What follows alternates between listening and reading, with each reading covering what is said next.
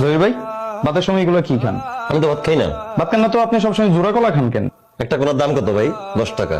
জোড়া কলার দাম 10 টাকা, রুটির দাম 5 টাকা। 15 টাকা যদি আমার পেট পোষায় যায়, আমার তো ভাত খাওয়ার দরকার নাই। কারণ আমার যদি 2 বেলা এভাবে ভালো চলে, 80-90 টাকা মিলে করছেন, কেন করবো আপনি কোন ভাই? জহির ভাই, জীবনে অনেক কাজটা দেখছি, আপনার মতো কাজটা দেখিনি। কেন যে জোড়া কলা খাইতাছি আর রুটি খাইতাছি, এটা শুধু আমি জানি।